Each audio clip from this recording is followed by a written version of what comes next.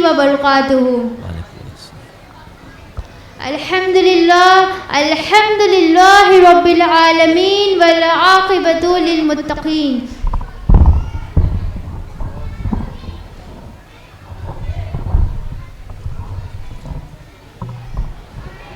الحمد للہ رب العالمین والعاقبۃ للمتقین۔ الصلاۃ والسلام علی سید الانبیاء والمرسلین، اما بعد فاعوذ باللہ من الشیطان الرجیم، بسم اللہ الرحمن الرحیم۔ انما یرید اللہ لیذھب عنکم الرجس اہل البیت ویطہرکم تطہیرا۔ صدق اللہ العظیم وصدق رسول النبی الامین المبین المتین الکریم، ونحن علی ذلک لمن الشاہدین والشاکرین، والحمد للہ رب العالمین۔ حاضرین محفل، آیت تلاوت کردہ آیت مقدسہ پر روشنی ڈالنے سے قبل انتہائی ادب و احترام کے ساتھ آقا نامدار، مدینے کے تاجدار، ہم بے بسوں کے بس، ہم بے قصوں کے قص، صادق و امین، طٰہٰ و یاسین، رحمت للعالمین کی بارگاہ رسالت میں درود پاک پڑھی۔ اللہم صلی علی سیدنا شفیعنا حبیبنا مولانا محمد وبارک وسلم، صلو علیہ صلاۃ و سلام علیک یا رسول اللہ صلی اللہ تعالی علیہ وسلم۔ ارادہ کر رہی ہوں میں مدحت بنت رسول کی، ارادہ کر رہی ہوں میں مدحت بنت رسول کی، ہو عطا یا رب مجھے ایک حرف قرآن کے دفتر کی۔ زباں کھلے بھی تو کیا کھلے کوئی تعریف میں زاہد، زباں کھلے بھی تو کیا کھلے کوئی تعریف میں زاہد، قصیدہ آیت تطہیر جو ٹھہرے جس کے چادر کی۔ حاضرین محفل، اللہ تبارک و تعالیٰ اپنے قرآن کریم میں ارشاد فرماتا ہے، انما یرید اللہ لیذھب عنکم الرجس اہل البیت ویطہرکم تطہیرا، جس کا ترجمہ ہے کہ اے نبی کے گھر والوں، اللہ تو یہی چاہتا ہے کہ آپ سے ہر قسم کی ناپاکی اور برائیوں کو دور کر دے اور تمہیں خوب ستھرا کر دے۔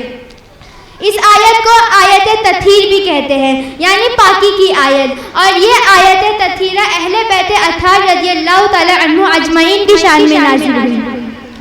اور علماء اکرام نے اس آیت کی تشریح میں یوں لکھا ہے کہ اللہ تبارک و تعالیٰ نے اہل بیت اطہار رضی اللہ تعالی عنہ اجمعین سے ہر قسم کی ناپاکی اور برائیوں کو دور رکھا۔ یہاں برائیوں سے مراد جھوٹ، غیبت، چغلی اور اس طرح کی تمام گناہ ظاہری سے اللہ تبارک و تعالیٰ نے اہل بیت اطہار رضی اللہ تعالی عنہ اجمعین کو دور رکھا۔ اور ناپاکی سے مراد وہ ناپاکی ہے جو عام طور سے عورتوں میں پائی جاتی ہے، مثلا شرعی عرض وغیرہ، اس طرح کی بھی تمام ناپاکیوں سے اللہ تبارک و تعالیٰ نے اہل بیت اطہار رضی اللہ تعالی عنہ اجمعین کو دور رکھا۔ حاضرین محفل،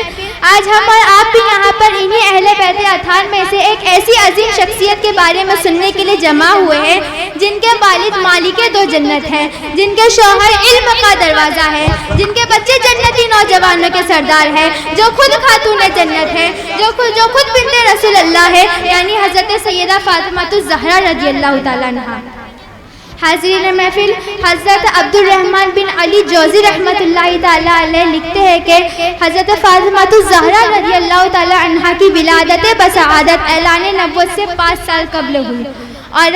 حضرت عبد المصطفیٰ اعظمی رحمۃ اللہ تعالی علیہ سیرت مصطفیٰ صلی اللہ تعالی علیہ وسلم میں لکھتے ہیں کہ حضرت فاطمہ الزہرا رضی اللہ تعالی عنہا رسول اللہ صلی اللہ تعالی علیہ وسلم کی سب سے چھوٹی، سب سے پیاری اور سب سے لاڈلی شہزادی ہے، اور آپ کا نام فاطمہ رکھا اور آپ کا لقب زہرا و بطول ہے۔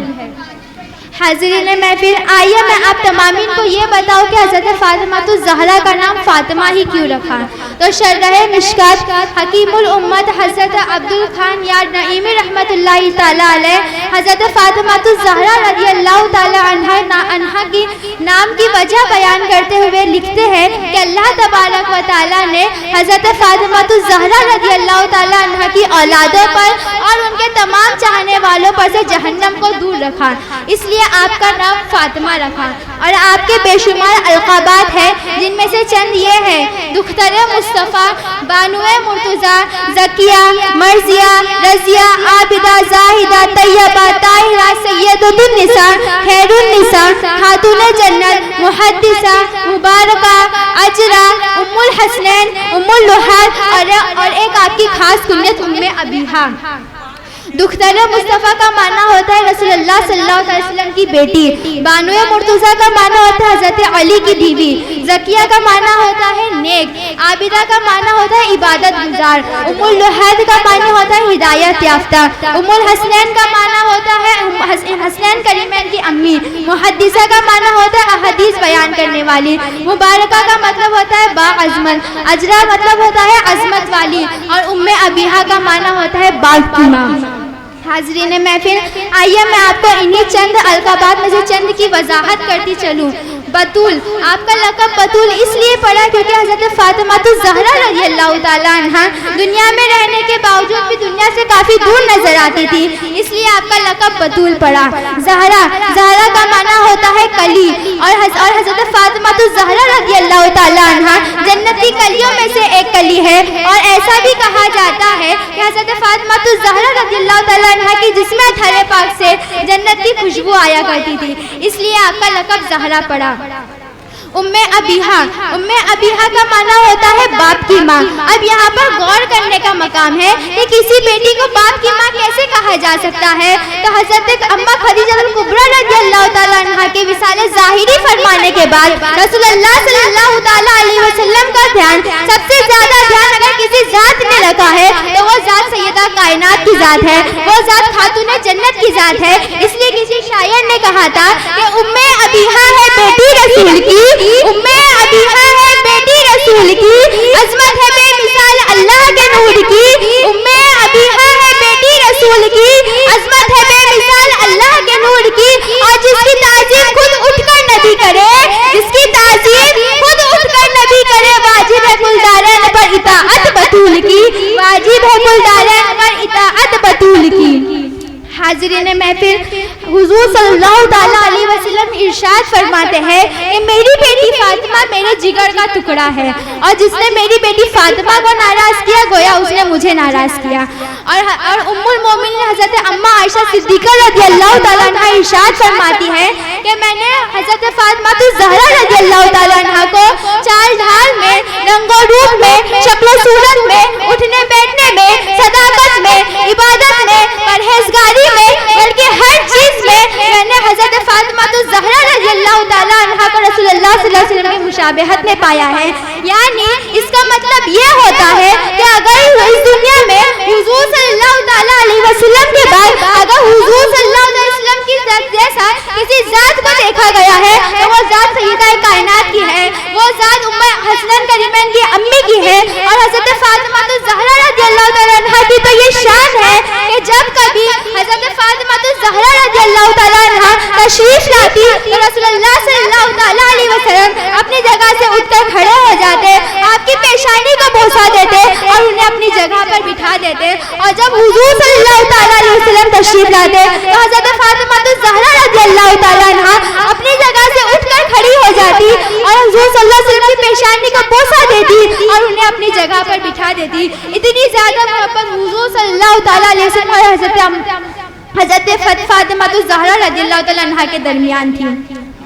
حاضرین محفل، حضرت فاطمہ الزہرا رضی اللہ تعالیٰ عنہ کی تو یہ شان ہے کہ آپ ہر چیز میں بے مثل مثال نظر آتی ہے۔ پردے کی بات کی جائے تو سب سے پہلے جس کا نام آتا تو وہ ذات سیدہ کائنات کی ہے، وہ پردے میں بے مثل مثال نظر آتی ہے۔ عبادت کی بات کی جائے تو عبادت میں بے مثل مثال نظر آتی ہے۔ طہارت کی بات کی جائے تو طہارت میں بے مثل مثال نظر آتی ہے۔ اولاد کی تربیت کی بات کی جائے تو اولاد کی تربیت میں بے مثل مثال نظر آتی ہے۔ شوہر کی اطاعت کی بات کی جائے تو شوہر کی اطاعت میں بے مثل مثال نظر آتی ہے۔ بلکہ حضرت علی خود یہ ارشاد فرماتے ہیں کہ میں جب بھی فاطمہ کو اے فاطمہ کہہ کر آواز دیتا تو بنت رسول اللہ کی شہزادی حسنین کریمین کی امی 3 بار لبیک کہتے ہوئے حاضر ہو جاتی ہے۔ یہ شان سیدہ کائنات کی۔ حاضرین محفل، آئیے میں آپ تمامین کو ایک واقعہ بتاتی چلوں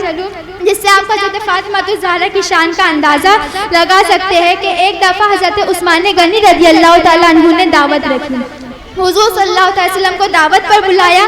اور جب حضور صلی اللہ علیہ وسلم اپنے گھر سے نکلے تو حضرت عثمان غنی رضی اللہ تعالیٰ عنہ رسول اللہ صلی اللہ علیہ وسلم کے قدم مبارک گن رہے تھے۔ جب حضور صلی اللہ علیہ وسلم نے دعوت کری تو حضور صلی اللہ علیہ وسلم نے ارشاد فرمایا اے عثمان میں جب گھر سے نکلا تھا تو میرے قدم مبارک گن رہے تھے، معاملہ کیا ہے؟ تو حضرت عثمان غنی رضی اللہ تعالیٰ عنہ کہتے ہیں یا رسول اللہ صلی اللہ تعالی وسلم میرے دل میں بڑی خواہش تھی، میرے دل کی بڑی یہ تمنا تھی کہ میں ایک دفعہ آپ کی ایسی دعوت رکھوں کہ میرے گھر کے اور آپ کے گھر کے درمیان آپ کے جتنے قدم پڑے ہر ایک قدم کے بدلے میں ایک ایک غلاموں کو آزاد کروا دوں۔ اس دعوت میں حضرت علی رضی اللہ تعالیٰ عنہ بھی شامل تھے۔ آپ گھر پر آئے، آپ تھوڑے غمگین سے تھے۔ حضرت فاطمہ الزہرا رضی اللہ تعالیٰ عنہ نے وجہ دریافت کری کہ اے علی تم اتنے اداس کیوں ہو، تم اتنے غمگین کیوں ہو؟ تو حضرت علی رضی اللہ تعالیٰ عنہ نے پورا واقعہ بتایا کہ کس طرح حضرت عثمان غنی رضی اللہ تعالیٰ عنہ نے رسول اللہ صلی اللہ علیہ وسلم کی دعوت رکھی۔ تو حضرت فاطمہ الزہرا رضی اللہ تعالیٰ عنہ کہتی کہ اے علی تم بھی رسول اللہ کی ایک بار ایسی دعوت کر لو۔ حضرت علی کہتے اے فاطمہ دل تو میرا بھی بہت ہے کہ میں رسول اللہ کی ایسی دعوت رکھوں، پر کیا کروں میرے پاس اتنا مال نہیں ہے کہ رسول اللہ صلی اللہ تعالیٰ علیہ وسلم کے جتنے قدم مبارک گنے وہ ایک ایک قدم کے بدلے میں غلام آزاد کرواؤں۔ تو حضرت فاطمہ الزہرا رضی اللہ تعالیٰ عنہ فرماتی ہے اے علی آپ جائیے رسول اللہ کو بلا کر لائیے، باقی کا انتظام میں کر دوں گی۔ حضرت علی رضی اللہ تعالیٰ عنہ خوشی خوشی جاتے ہیں، رسول اللہ صلی اللہ تعالیٰ علیہ وسلم کو دعوت دیتے ہیں اور انہیں اپنے ساتھ لے آتے ہیں۔ جب رسول اللہ چلنے لگتے ہیں تو حضرت علی رضی اللہ تعالیٰ عنہ بھی رسول اللہ صلی اللہ علیہ وسلم کے قدم مبارک گنتے ہیں۔ آتے ہیں گھر پہ حضرت فاطمہ الزہرا رضی اللہ تعالیٰ عنہ سے کہتے ہیں اے فاطمہ رسول اللہ آ چکے ہیں، کھانے کا کیا انتظام ہوا؟ تو حضرت فاطمہ الزہرا رضی اللہ تعالیٰ عنہ مصلی بچھاتی ہے اور مصلی بچھانے کے بعد میں رب تبارک و تعالیٰ کی بارگاہ میں اپنا ہاتھ اٹھاتی ہے اور حضرت فاطمہ الزہرا رضی اللہ تعالیٰ عنہ کا جب ہاتھوں کا اٹھنا تھا تو رب تبارک و تعالیٰ نے نعمت جنت اتار دی، یعنی جنت کا دسترخوان حضرت فاطمہ الزہرا رضی اللہ تعالیٰ عنہ کے گھر میں اتر گیا۔ پھر اس کے بعد میں رسول اللہ صلی اللہ علیہ وسلم نے دعوت رکھ کری۔ پھر اس کے بعد میں حضرت علی پھر آئے حضرت فاطمہ کے پاس اور کہا کہ اے فاطمہ دعوت تو ہو گئی، اب غلام آزاد کرانے کی باری ہے، اس کا کیا کریں؟ تو حضرت فاطمہ الزہرا رضی اللہ تعالیٰ عنہ پھر سے مصلی بچھاتی ہے اور رب کی بارگاہ میں ہاتھ اٹھا کر کہتی ہے کہ اے اللہ میرے پاس اتنا مال تو نہیں ہے کہ میں حضرت عثمان غنی رضی اللہ تعالیٰ عنہ جیسی دعوت رکھوں، لیکن میرے علی کا یہ بہت دل تھا کہ وہ بھی رسول اللہ کی ایسی دعوت رکھے۔ یا اللہ میرے گھر کے بیچ میں رسول اللہ کے گھر کے بیچ میں جتنے بھی رسول اللہ کے قدم پڑے ہیں لہٰذا تو ہر قدم کے بدلے میں ایک ایک دوزخیوں کو آزاد کروا دے۔ یہاں پہ حضرت فاطمہ الزہرا رضی اللہ تعالیٰ عنہ کے ہاتھوں کا اٹھنا تھا تو باہر رسول اللہ صلی اللہ تعالیٰ علیہ وسلم ارشاد فرماتے ہیں کہ اے میرے صحابیوں کیا تم نے ایسا کھانا کبھی کھایا ہے؟ تو حضرت صحابہ اکرام کہتے ہیں یا رسول اللہ کہنے سننے میں جو بھی غلطی ہوئی اسے اپنے حبیب صلی اللہ علیہ وسلم کے صدقے میں معاف عطا فرمائے، جو کچھ بیان ہوا آغاز دافتہ وما علینا الا البلاغ المبین۔ السلام علیکم ورحمۃ اللہ وبرکاتہ۔